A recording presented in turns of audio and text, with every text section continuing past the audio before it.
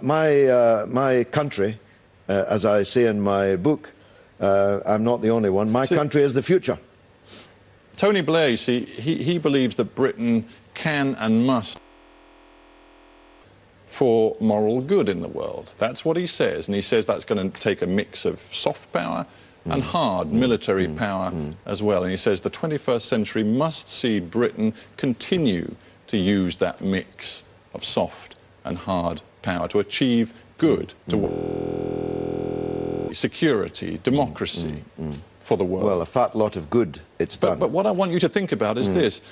You opposed him on Iraq. You've made that very plain today. But do you see no circumstance where British intervention can be a force for moral good? No, I don't. The only force for moral good would be an internationally agreed one.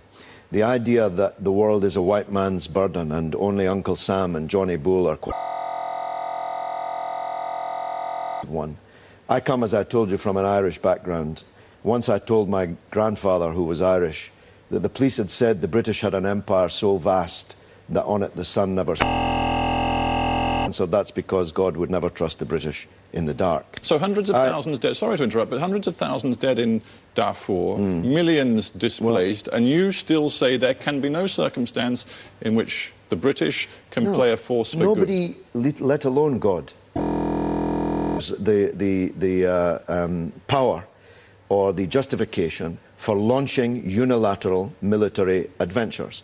Apart from being immoral, they don't work. Because we are a small country UN auspices, would you accept? Well, but they're not under UN auspices. But if they were in Darfur, I just want to see how far you go in your opposition. I don't know how long you've got, but I do argue in my book that the first area which has to be tackled in relation to intervention from outside is a regional one. I believe the African Union should, and given the wherewithal, neither of which has properly happened, to help resolve a problem in a part of Sudan, because Sudan is an African country. There may come circumstances in which an international agreement will be reached between the powers to an organisation like the EU or the AU cannot do so. The one thing that can never be tolerable is Anglo-American unleashed, not only without international support, but against international legitimacy. I think that message is loud and clear. I've got several other things to cover. There are people who believe that your party, Respect, has become a haven for extremists, in particular some Muslim extremists. What's your response to that? Well, the opposite is true. The Muslim extremists hate us because we say to young Muslims, we know that you're angry. You're right to be angry. Not blowing yourself and other innocent people up on a bus or a train, but to join with non-Muslims who are also angry and make those people who have made us all angry democratically and politically. That's why the Muslims hate us. It's also why Mr. Blair hates us. After Tony Blair, do you see a possible route back into the Labour Party? No, I think that Mr. Brown and Mr. Blair are not going to be all that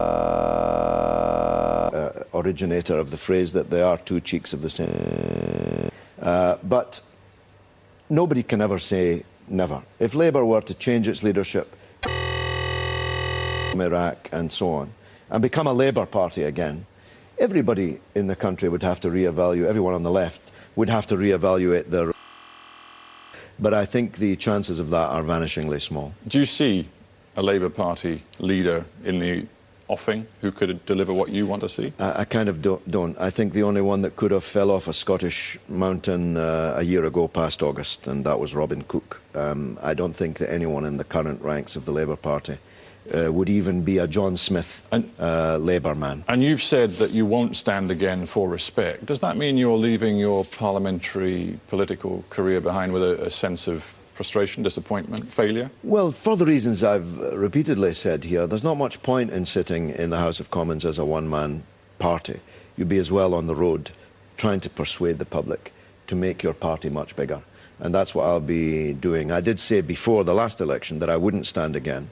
And I'm not going to go back on that. I might stand somewhere else. I might stand for something else. I had a go for the European Parliament last time. I did really well in the constituency, and I might have another go for that. But I might just spend my time talking to people through programs like yours. George Galloway, thanks very much for being on Hard Talk.